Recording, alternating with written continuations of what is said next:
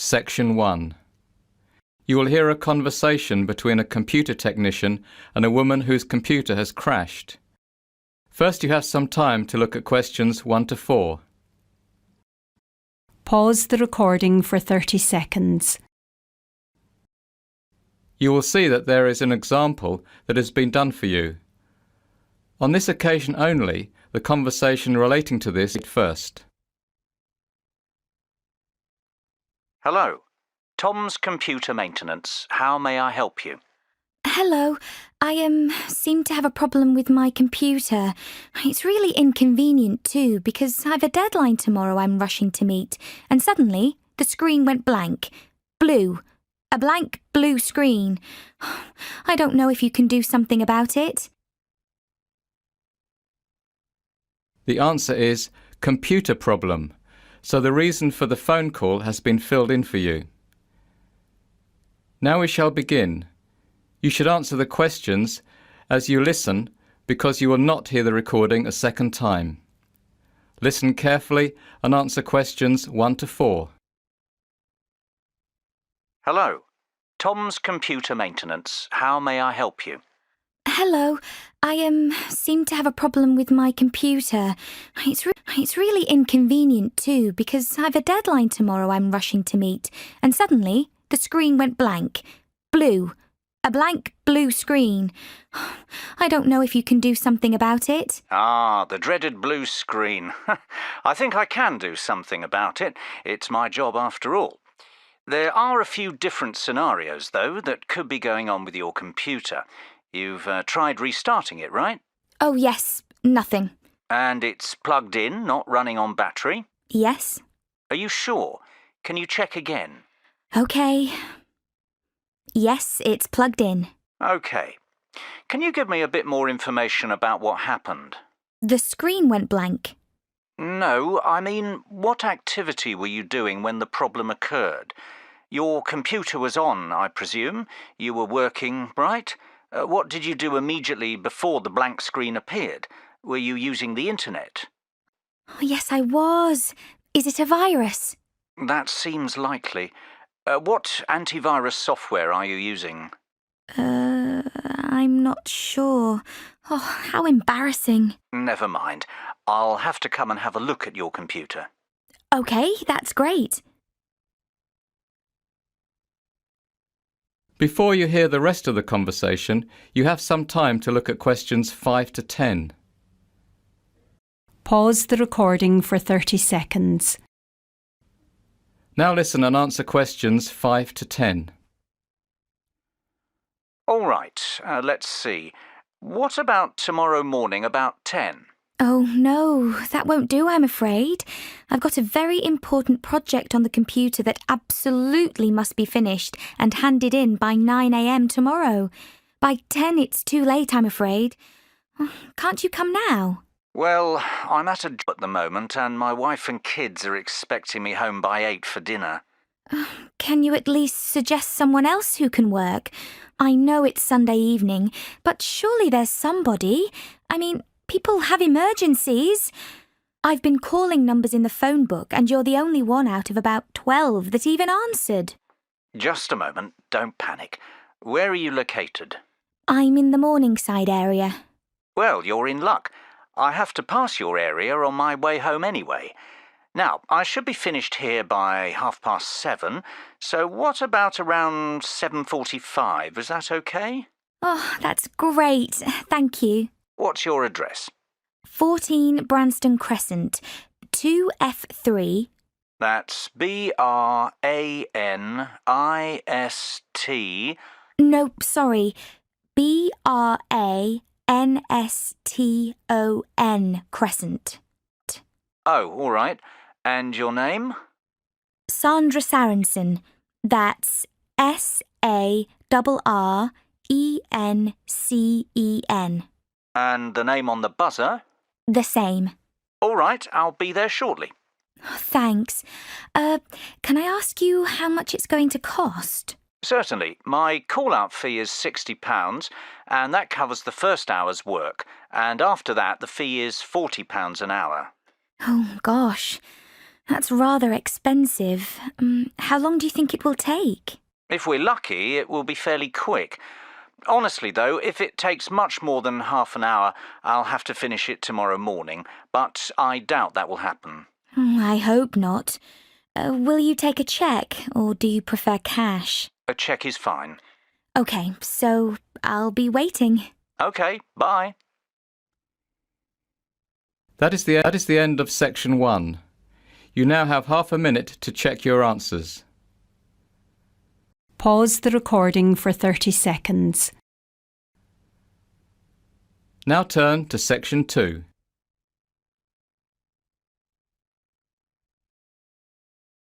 Section 2.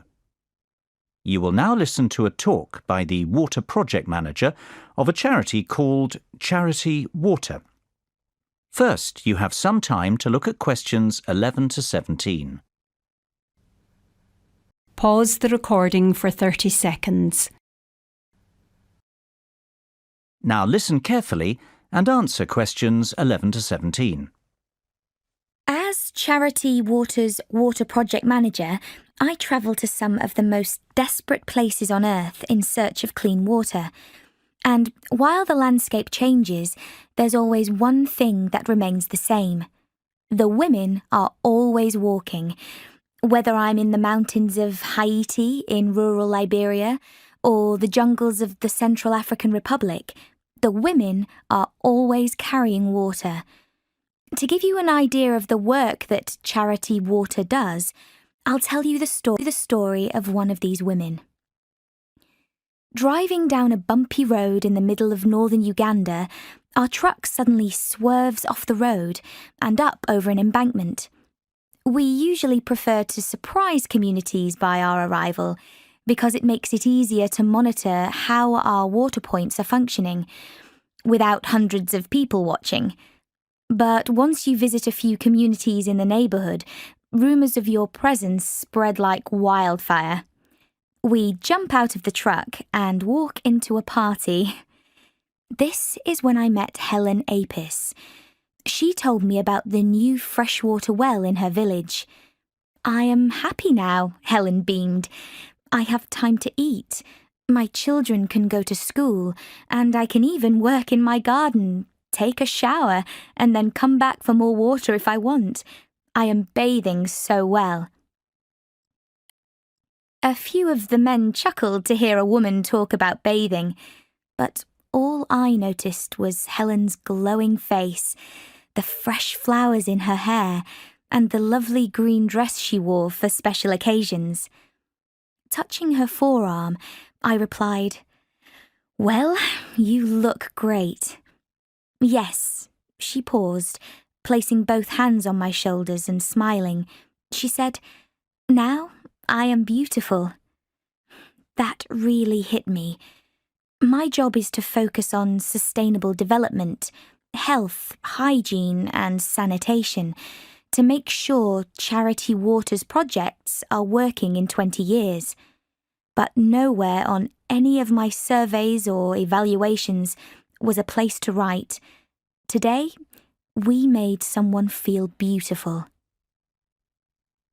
Before you hear the rest of the talk, you will have some time to look at questions 18 to 20. Pause the recording for 30 seconds. Now listen carefully and answer questions 18 to 20. Before she had clean water, Helen would wake up before dawn, take her only 2 5-gallon jerry cans and walk almost 1.5 miles to the nearest water point, which happened to be at a school. Because there simply wasn't enough water for the area's population, she'd wait in line with hundreds of other women who also valued clean water. Helen's only other option was to skip the wait and collect contaminated water from a pond. Helen spent most of her day walking and waiting. She told me each day she'd say to herself, "How should I use this water today? Should I water my garden so we can grow food? Should I wash my children's uniforms? Should I use it to cook a meal? Should we drink this water?" With 2 children, 1 husband, and 10 gallons, Helen had to make choices. I saw the shame in her eyes when she described how she would return from her long trek to find her 2 young children waiting for her. They were often sent home from school because their uniforms were dirty.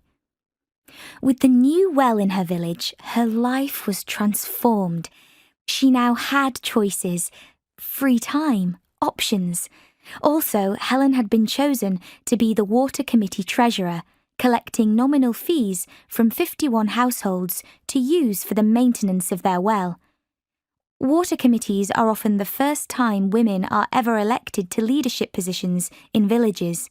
Last month, Helen was standing in line waiting for water. This month, she's standing up for her community. And now, she is beautiful. That is the end of section 2. You now have half a minute to check your answers. Pause the recording for 30 seconds. Now turn to section 3.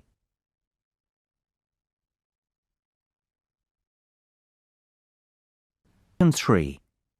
You will hear a conversation between a student, Jessica, and Dr. Kitching, a university advisor. First, you have some time to look at questions 21 to 25. Pause the recording for 30 seconds. Now listen carefully and answer questions 21 to 25. Hello, Dr. Kitching. My name's Jessica. I work for the student newspaper. I called you last week to ask if I could interview you for an article about how to ask for references. Oh, yes, I remember. Come in, have a seat. Thank you. Do you have a few minutes now to do the interview? Yes, that's fine. Great. I got the idea to do this article because, well, everyone I know is rather puzzled about how to get references from professors when they need them for applications for jobs or postgraduate studies. And I thought since you're a professor and you've been working as a student advisor for many years also, what better person to ask? Yes, I have got some advice I can share on this topic. Where shall we begin? First of all, do you mind if I record our conversation? No, I don't mind. Thanks. Do you write many references yourself? Oh, yes, I certainly do. Let's see. It's variable, of course, but I'd say I average at least 50 per year. My goodness, that's nearly 5 per month. It's more than 1 per week. Yes, it's a lot. And of course, most of the requests are made in the spring or early summer, when students are starting to think seriously about where they'll be heading after they graduate in June. Do most professors do so many? Yes, So many. Yes, it's part of the job. Of course, because I'm an advisor, students probably feel like I know them rather better than some professors, so I probably get a few more than I would otherwise. Before you hear the rest of the conversation, you have some time to look at questions 26 to 30. Pause the recording for 30 seconds. Now listen and answer questions 26 to 30. All right, so what do we students need to know in terms of asking for references or letters of recommendation? It's incredibly daunting, actually, particularly since we have such large classes. I'm not sure if my professors even know who I am. Yes, that's probably the biggest issue students face in getting references. You will invariably have to contact former professors, even if you have never spoken to them outside of class. Following on this, if I were giving a first-year student advice, I would say to make sure you've had contact with several professors outside of class so you won't be a stranger. All it takes is visiting during office hours, even if it's just to say, "Hello, I'm enjoying your lectures." But what if we didn't do that? Then you'll just have to contact your professor anyway. Make a telephone call. Tell him or her who you are and what classes you attended, this sort of thing. Remember, for your professor, recalling an average student out of hundreds and hundreds isn't easy. So tell him or her what course you took and what semester and year it was. Include what grade you got and anything memorable. Perhaps you spilled your coffee. Though at the time it wasn't funny, it might be enough for Professor Brown to remember you and it won't shed any negative light on you. It was an accident. Or perhaps, although you never spoke outside of class, you went up and asked a question that was a great one. Any information you can give to identify yourself is going to help you out. Should I visit Professor Brown in person? Yes, that would be ideal. I would suggest giving the information first over the phone, then follow up by emailing it to your professor. During the phone conversation, ask if you could meet briefly. This will be both a physical reminder of who you are and also another chance to make a good impression. Isn't it very difficult to write references for all these students you've never spoken to or really even met? Yes.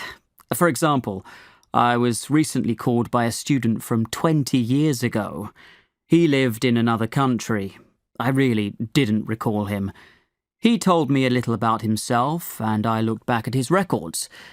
I told him that all I could do was verify that he was in my class, that he showed up for all the classes, and that he received a 3.4 in my class. Sometimes I'm very surprised that students who did very poorly in my class ask me for a reference. What do you in that case? Give a poor reference? I, like most professors I know, never say anything negative about the student. However, it is what is unsaid that can say it all. So you really want to make sure you're remembered in a positive way and have left a good impression. OK, thanks very much for all this information. The story should come out in our next printing, so if you're interested, I'll drop one copy over to you. I'll be looking forward to seeing it. That is the end of section 3. You now have half a minute to check your answers. Pause the recording for 30 seconds. Now turn to section 4.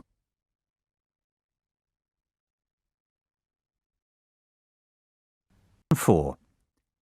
You will hear a lecture about the behaviour of primates, the group of animals that includes monkeys and humans. First, you have some time to look at questions 31 to 40. Pause the recording for 1 minute.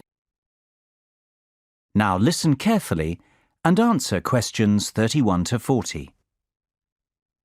Good morning. Today's lecture will be about primate behaviour. Up until now, I've talked mostly about physical features, how they apply to living primates, how we use them for classification, how they apply to the fossil record. But human evolution isn't simply about how we've changed physically over the last 70 million years. It's also about how our behaviour has changed. Now, if I asked you to define what is meant by the term human, you could probably, hopefully, give me a list of characteristics that physically define us. But at a philosophical level, I would hope that what you'd be really proud of is not that we normally walk on 2 legs, but that we can reason and imagine. Descartes put it succinctly, "I think, therefore I am," although admittedly not quite in this context. This lecture isn't about human behaviour per se, but about primate behaviour in general, and animal behaviour too, since just as we can use the physical characteristics of living primates to give us clues and insights into the physical characteristics of human ancestors, so we hope that the behaviours of non-human primates will be similarly enlightening for the behaviour of our ancestors. To begin, let's talk a bit about primate cognitive abilities. I don't want to mention a lot of different behaviours without first mentioning cognition. Cognition is the amount of thought that goes into a behaviour. There is a world of difference between an animal hitting a nut with a rock and cracking it by accident, and an animal thinking to itself, "I can't bite into this nut. I know, I need something to use as a hammer to crack it." However, it can be very difficult coming up with experiments to differentiate these two. We can easily test mental skills, such as recall and discrimination, using methods such as the Wisconsin General Test Apparatus and various training experiments. But it's much harder to work out the degree of thought required. This is still a big problem in evaluating the status of great apes. Just how nearly sentient are they? Sentient, for those of you who don't remember, means there is the presence of conscious thought. There are various behaviours that could be seen to support the presence of conscious thought in primates. Various sorts of altruism, or helping others without directly benefiting, can be found in certain great apes. The animals team up to achieve various goals, for example, hunting in chimps. This would seem to require a degree of cognition. Another feature that has come to light recently is Machiavellian intelligence. Work, especially with baboons, seems to indicate that there is a lot of deliberate social deception going on. Sneaky mating, passing the blame on to others, using infants for defence. At first glance, this seems very complicated behaviourally, but again, it can just about be explained in a fairly minimally cognitive way. Highly trained chimps, such as the signing chimp, Washoe, and the computer-aided communication of Kanzi, also indicate a high level of intelligence. An interesting fact is that these trained chimps do much better in the standardized intelligence tests too, indicating that we probably underestimate primate intelligence in our traditional experiments. It seems that primates are not all that interested in the colour of pencils. They want to know the latest gossip about their friends. Sound familiar? And of course, cognition and intelligence in primates is a thorny problem with deep moral and political ramifications. That is the end of section 4. You now have half a minute to check your answers.